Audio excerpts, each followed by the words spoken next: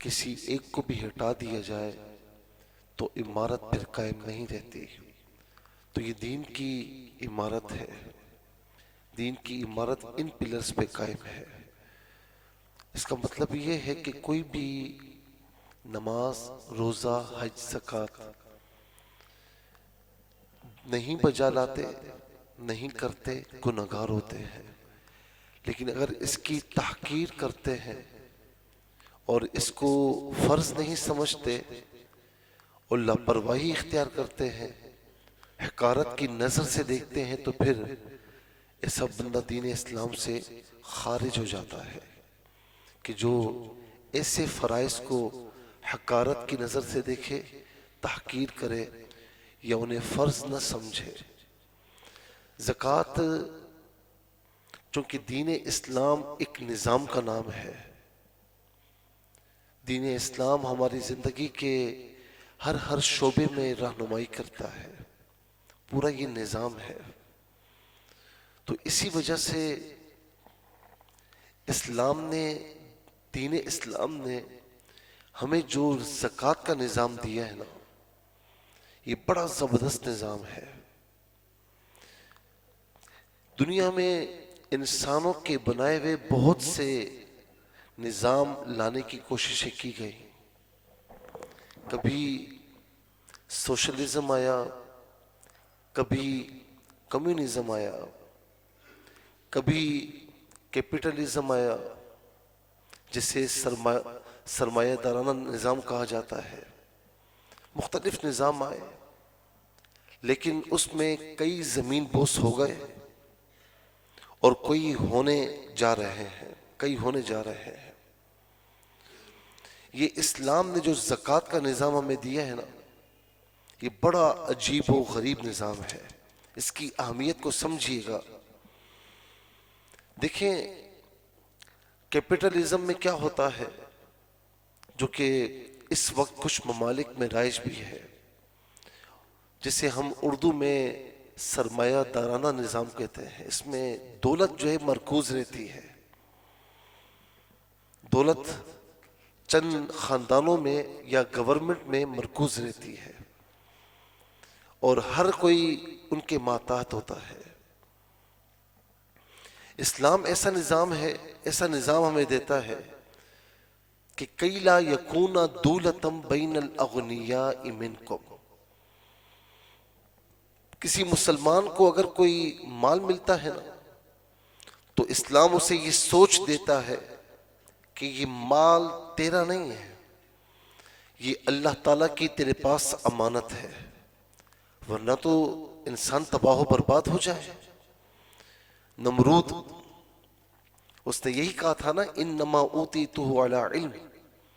موسیٰ علیہ السلام نے جب اس سے فرمایا کہ اللہ کے دیے ہوئے مال میں سے اس کا حق دے، اس نے کہا کون سا حق اور کون سا رب؟ یہ تو میں نے اپنے علم کے زور پر یہ مال حاصل کیا ہے. نتیجہ کیا ہوا؟ فخسفنا بہ وبدارہ الارض. اسے زمین میں دھسا دیا گیا، اس کے خزانے کو بھی دھسا دیا گیا. اس طرح کئی مثالیں ہمیں ملتی ہیں. تو اسلام یہ سوچ دیتا ہے کہ یہ مال تیرے پاس امانت ہے. اچھا، اللہ رب العالمین نے دیا نا، تو کیا فرماتا ہے کہ ان اللہ اشتری من المؤمنین من انفسهم واموالهم. ان اللہ اشتری من المؤمنین انفسهم واموالهم بان لهم الجنہ. اے میرے بندے، اپنی جان بیچے گا مجھ پر؟ اے میرے بندے، اپنا مال مجھ پر بیچے گا؟ دنیا میں کوئی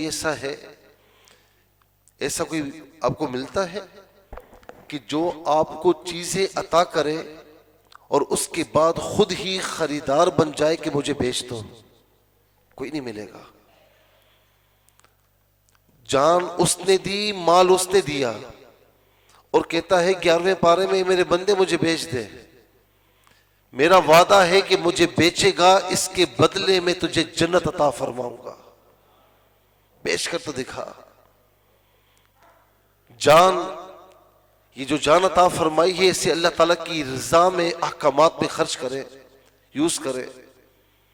تو گویا کہ ہم نے بیچ دی ہے بھی ہمارے پاس، وہ کہتا ہے بس میرے نام کر، میرے احکامات کے مطابق گزار، تو تو نے ہمیں فروخت کر دی ہے۔ مال فرمایا کہ میرے بندوں کو دے، ان کا حق دے۔ جب تو جان اور مال اس طریقے سے لگائے گا نا تو میرا وعدہ ہے کہ اس کے بدلے میں جنت تیرے نام کر دوں گا۔ بِأَنَّ لَهُمُ الْجَنَّةَ، یہ وعدہ آج کسی انسان کا نہیں ہے، یہ دو جہاں کے خالق و مالک کا ہم سے وعدہ ہے کہ وہ اس کے بدلے میں جنت دے گا۔ دیا بھی اس نے اور خریدار بھی وہی بن رہا ہے، پرچیزر بھی وہی بن رہا ہے۔ حالانکہ وہ حکم دے کہ مجھے دو، ہم پھر بھی دینے کے پابند ہیں، لیکن کتنے پیار بھرے انداز میں فرما رہا ہے کہ مجھے دے، میرے بندوں کو دے گا، مجھے پہنچ جائے گا۔ اس لیے صوفیاء فرماتے ہیں اللہ تعالیٰ کی جو محبت کا راستہ ہے نا، یہ مخلوق خدا کی محبت سے ہوتا ہوا جاتا ہے۔ الخلق عیال اللہ، مخلوق اللہ تعالیٰ کا کنبہ ہے۔ جب کوئی کسی کے بچے پر ایک دست شفقت پھیرے نا، بچہ تو بچہ ہوتا ہے، اسے کیا پتا، بچے کا باپ خوش ہو جاتا ہے کہ میرے بچے کے ساتھ اس نے اچھا رویہ رکھا۔ تو فرمایا کہ مخلوق اللہ تعالیٰ کا کنبہ ہے، تم مخلوق سے محبت کرو گے تو گویا کہ اللہ تعالیٰ تم سے محبت فرمائے گا۔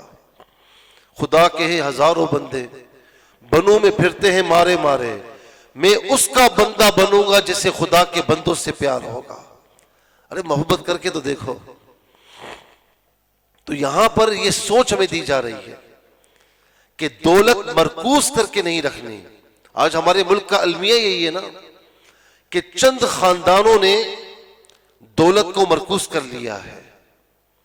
میں کسی کی طرف اشارہ نہیں کر رہا، نہ کوئی سیاسی بات میں کہتا ہوں، میں صرف یہ کہنا چاہتا ہوں کہ تباہی بربادی عفریت کی طرح منہ کھولے ہمیں جو نکل رہی ہے نا، اس کی ایک وجہ یہ ہے کہ دولت چند جگہوں پر چند خاندانوں میں جمع ہو کر رہ گئی، سرکولیشن اس کی نہیں ہو رہی۔ نتیجہ ہمارے سامنے ہے، آج ہم تباہی کے دہانے پر کھڑے ہیں۔ تو اسلام یہ کہتا ہے کہ دولت جو ہے یہ چند ہاتھوں میں مرکوز نہ رہے، کئی لا یکون دولتم بین الاغنیاء منکم، یہ اغنیاء کے درمیان نہ رہے بلکہ یہ سرکولیٹ ہوتی رہے، اور جن کا حق ہے ان کو یہ دولت پہنچتی رہے۔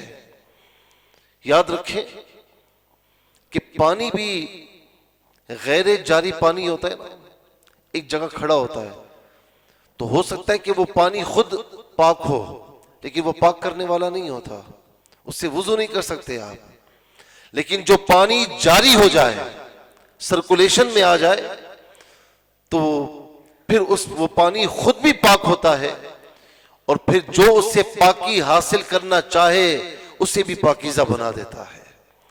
اس لیے فرمایا خذ من اموالہم صدقۃ تطہرہم وتزکیہم بہا، اے محبوب ان کی مالوں سے زکوٰۃ لیجیے۔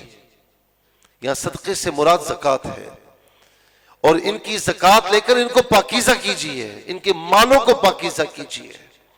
میرے نبی علیہ السلام کیوں فرماتے ہیں کہ تم جب اللہ تعالیٰ کی بارگاہ میں زکوٰۃ کی ادائیگی کرتے ہو نا تو فرمایا کہ تمہارا مال پاکیزہ ہو جاتا ہے، یہ مال کا میل نکل جاتا ہے، تمہارا مال پاکیزہ ہو جاتا ہے۔ اللہ اکبر۔ تو جب تک غریب کا حق ہم نہیں دیں گے تو گویا کہ ہمارا جو مال و دولت ہے نا وہ سرکولیٹ نہیں ہو رہا، ایک جگہ جمع ہے۔ اس نے کیا بچے دینے، کیا کرنا ہے اس سے؟ میں نے اکثر لوگوں کو دیکھا ہے کہ جی مال جمع کر کے رکھا ہوا ہے، اور آخر میں کیا ہوتا ہے، فلاں لے گیا، فلاں لے گیا، فلاں لے گیا۔ میرے نبی فرماتے ہیں کہ اللہ تعالیٰ کی بارگاہ میں زکوٰۃ کی ادائیگی کر کے نا اپنے مالوں کو، اپنے اموال کو مضبوط قلعوں میں قید کر لو، حفاظت کر لو۔ ہم اپنا مال کہ کتنی جگہ اکاؤنٹس کھلواتے ہیں، وہاں جمع کرواتے ہیں، کہیں لوکرز میں کوئی چیز ہو تو اسے رکھواتے ہیں، لیکن قربان جائیں اللہ تعالیٰ کی راہ میں زکوٰۃ دیں۔ اللہ تبارک و تعالیٰ کے نبی کا وعدہ ہے کہ وہ تمہارے مال کی حفاظت فرمائے گا، پھر کہیں کچھ رکھوانے کی ضرورت نہیں ہے۔ اب کس کس کو زکوٰۃ دینی چاہیے، کس کس مال پر زکوٰۃ ہوتی ہے اور کس پر زکوٰۃ فرض ہے، اس کو ذرا غور سے سن لیجیے گا۔ ایک تو بات یہ ہے کہ زکوٰۃ واجب ہونے کے لیے چند شرائط ہیں۔ نمبر 1 مسلمان ہو، نمبر 2 بالغ ہو، نمبر 3 عاقل ہو، نمبر 4 آزاد ہو، نمبر 5 اس کے پاس مال بقدر نصاب ہو، اور اس کے بعد فرمایا کہ نصاب کا دین سے فارغ ہونا بھی ہو۔ اچھا، اب نصاب کسے کہتے ہیں؟ کسی کے پاس اگر گولڈ کے اعتبار سے نصاب دیکھا جائے گا تو 7.5 تولہ سونا اس کے پاس ہے اور سال گزرا ہے تو پھر وہ صاحب نصاب کہلائے گا اور سال گزرنے پر زکوٰۃ کی ادائیگی کرے گا۔ اور اسی طریقے سے کسی کے پاس چاندی ہے، سلور ہے، تو 52.5 تولہ وہ ہونی چاہیے۔ 52.5 تولہ چاندی اس کے پاس ہے، صاحب نصاب کہلائے گا، سال گزرنے پر زکوٰۃ کی ادائیگی کرے گا۔ اچھا، کسی کے پاس مخلوط اگر نصاب ہے، یعنی تھوڑا سا کچھ گولڈ ہے، تھوڑا سا سلور ہے، تھوڑا سا اس کے پاس کیش پڑا ہوا ہے، چاہے وہ بونڈ کی صورت میں ہو، رقم کی صورت میں ہو، اگر مخلوط نصاب ہے تو وہ بھی دیکھا جائے گا کہ 52.5 تولہ چاندی کے برابر بن رہا ہے یا نہیں۔ بن رہا ہے تو نصاب کہلائے گا، نہیں بن رہا تو پھر وہ صاحب نصاب نہیں کہلائے گا۔ دوسرا یہ کہ نصاب ہے لیکن دین سے، قرض سے فارغ ہونا بھی ضروری ہے۔ مثال کے طور پر میں ایک مثال دیتا ہوں کہ کسی کے پاس 5 لاکھ ہیں، کسی کے پاس 5 لاکھ ہیں اور اس پر 5 لاکھ کا قرض بھی ہے، تو اب 5 لاکھ پر زکوٰۃ تو بنتی تھی، لیکن چونکہ اس کا قرض اگر نکالا جائے تو اس کے پاس کچھ نہیں بچتا، تو پھر وہ قرض دے گا، زکوٰۃ کی ادائیگی اس پر نہیں ہوگی، وہ صاحب نصاب نہیں کہلائے گا، کیونکہ اس کا نصاب دین سے، قرض سے فارغ نہیں ہے۔ اسی طریقے سے 5 لاکھ روپے ہیں، لیکن مثال کے طور پر اس کے پاس 5 لاکھ ہے لیکن 4.5 لاکھ روپے قرضہ ہے، اب باقی کتنے بچے؟ 50,000۔ 50,000 تو نصاب نہیں بنتا، تو اب وہ زکوٰۃ کی ادائیگی نہیں کرے گا، وہ صاحب نصاب نہیں کہلائے گا۔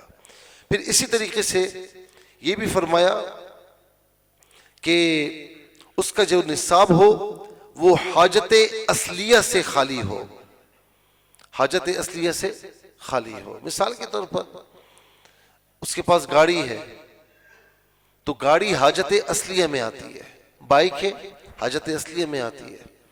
اسی طریقے سے گھر میں فریج ہے یا اے سی ہے، اس طرح اور چیزیں ہیں، یہ تمام کی تمام حاجت اصلیہ میں آتی ہیں، تو ان کو کاؤنٹ نہیں کریں گے۔ کوئی یہ کہے کہ بھائی اگر میرے پاس 10 لاکھ روپے کی گاڑی ہے، استعمال کی گاڑی ہے، تو اس پہ جو ہے نا وہ زکوٰۃ، اس پر زکوٰۃ نہیں ہوگی، آپ کی استعمال کی چیز ہے اس پر زکوٰۃ نہیں ہوگی۔ گھر آپ نے استعمال کے لیے لیا ہوا ہے اپنے، اس پر زکوٰۃ نہیں ہے۔ کہیں کرائے پر دیا ہوا ہے تو کرائے کے پیسے جو ماہانہ آپ کے پاس آتے ہیں وہ اگر اتنے جمع ہو جاتے ہیں اور نصاب کے ساتھ مل کر کہ آپ صاحب نصاب بن جاتے ہیں تو اس میں سے زکوٰۃ دیں گے، لیکن آپ کا سب خرچ ہو جاتا ہے تو پھر نصاب بچتا ہی نہیں ہے تو پھر زکوٰۃ نہیں ہوگی۔ لیکن اگر آپ نے، کیونکہ یہاں پر میں اس بات کو مکمل کر لوں کہ نصاب حاجت اصلیت سے فارغ ہونا چاہیے، اور اس میں ایک شرط یہ بھی کہ مال نامی یعنی بڑھنے والا مال ہونا چاہیے، اس میں زکوٰۃ کے لیے شرط ہے۔ یہ تمام شرائط جو میں نے آپ کی خدمت میں عرض کی ہیں، یعنی اب دیکھا جائے تو زکوٰۃ 3 قسم کی چیزوں پر ہمیں نظر آتی ہے: سونا، چاندی اور مال تجارت۔ سونا، چاندی، مال تجارت، ان پر زکوٰۃ ہے۔ اب مثال کے طور پر کسی نے، بہت سے لوگ پلاٹس خریدتے ہیں، کبھی یہ خرید لیا کبھی وہ خرید لیا، زکوٰۃ کا پتہ ہی نہیں ہوتا زکوٰۃ دینی ہے یا نہیں۔ کوئی پوچھے تو ہاں میں ایسے ہی نکال دیتا ہوں، ایسے ویسے نہیں نکال دیتا ہوں، ایسے نہیں چلے گا، آپ کی مرضی نہیں چلے گی اس میں۔ بہت سے لوگ ہیں، اب چونکہ پلاٹس جو ہے نا، وہ جو پلاٹس ہوتے ہیں وہ کروڑوں کے بن رہے ہوتے ہیں، تو پھر زکوٰۃ کی ادائیگی کرتے ہوئے ہاتھ کانپتا ہے، پھر بندہ ہیلے ڈھونڈتا ہے۔ تو اسی لیے یاد رکھیں کہ اگر آپ نے رہنے کے لیے گھر لیا ہے اس پر کوئی زکوٰۃ نہیں ہے، کرائے پر چڑھانے کے لیے گھر، دکان، شاپ، یہ وہ فلاں کرائے پر چڑھانے کے لیے، تو اس صورت میں کرایہ اگر بچتا ہے آپ کے پاس، نصاب بنتا ہے تو زکوٰۃ ہوگی، ورنہ نہیں ہوگی۔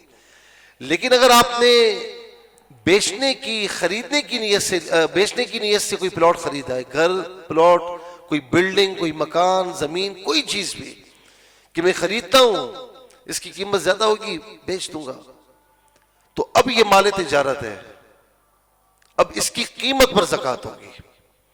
مثال کے طور پر آپ نے کوئی پلاٹ لیا، کوئی مکان لیا، گھر لیا، مثال کے طور پر میں مثال دیتا ہوں 50 لاکھ کا، ٹھیک ہے، اب وہ کروڑ روپے کا ہے، تب ایسا نہیں ہے کہ 50 لاکھ کو ہٹائیں اور اوپر جو منافع آپ کو ملا 50 لاکھ اس کی زکوٰۃ نہیں، پورے پلاٹ کی زکوٰۃ ہوگی، 1 کروڑ روپے کی زکوٰۃ ہوگی۔ کیوں؟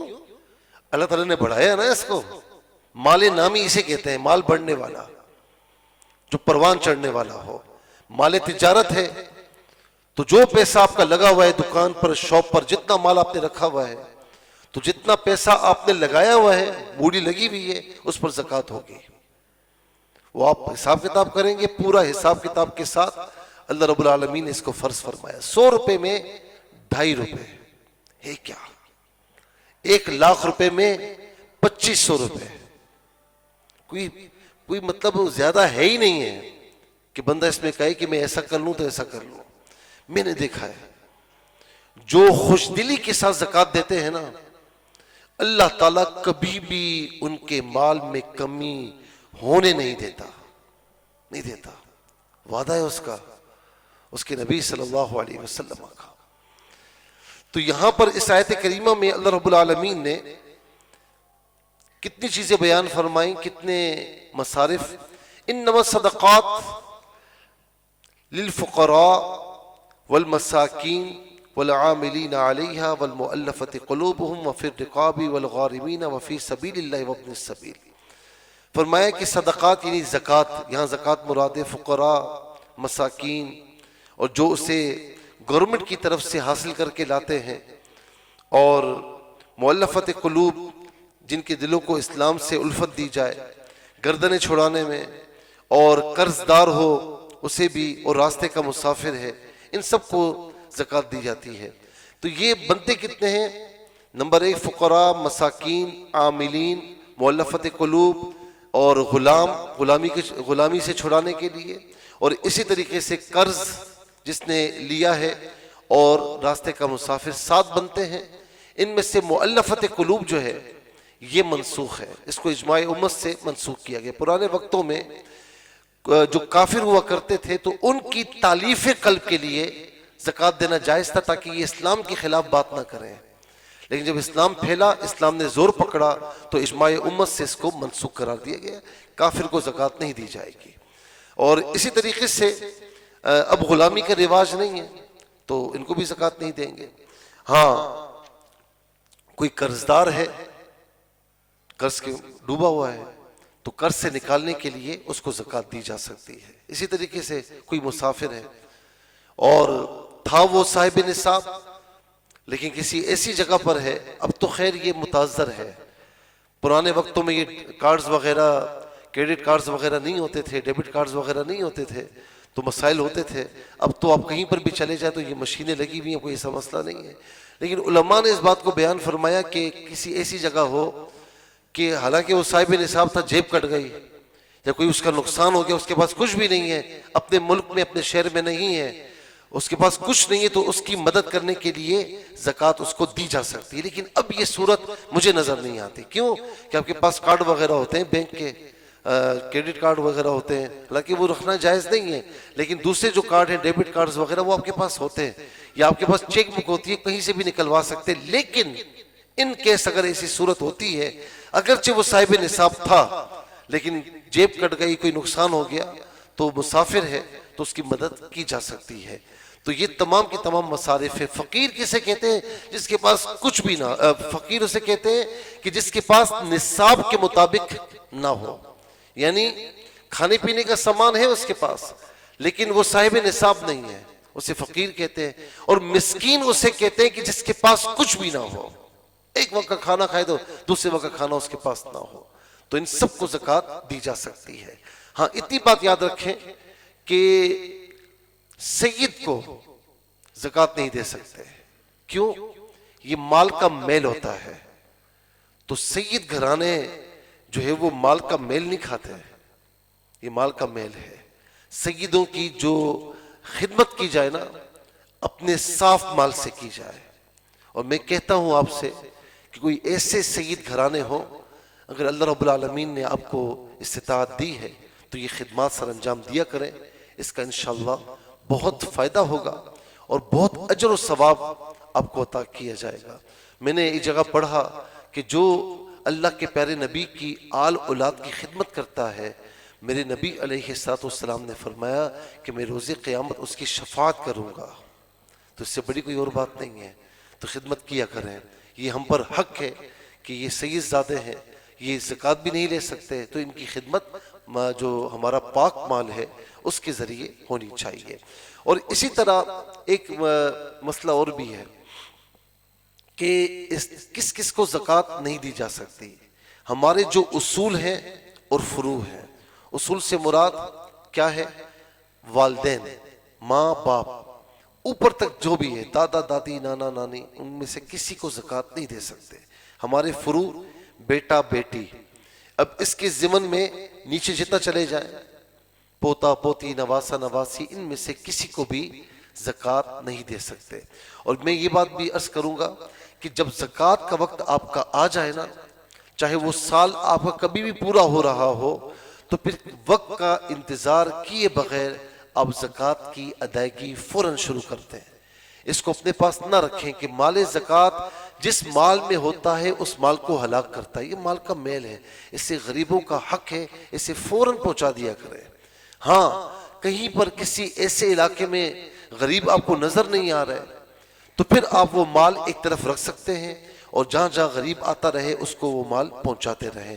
اور یہ بھی پوچھا جاتا ہے کہ زکوٰۃ کا مال جو ہے وہ یعنی زکوٰۃ ایڈوانس آپ نکال سکتے ہیں یا نہیں، تو یاد رکھیں کہ زکوٰۃ ایڈوانس میں بھی نکالی جا سکتی ہے، اس میں کوئی شریک بات نہیں ہے۔ مثال کے طور پر اس کا طریقہ یہ ہے کہ آپ کے پاس جو بھی غریب آتا رہا، جو بھی مستحق آتا رہا، آپ اس کو زکوٰۃ دیتے رہے۔ اب مثال کے طور پر سالانہ زکوٰۃ آپ نے حساب کیا تو 5 لاکھ آپ کی زکوٰۃ نکلتی ہے۔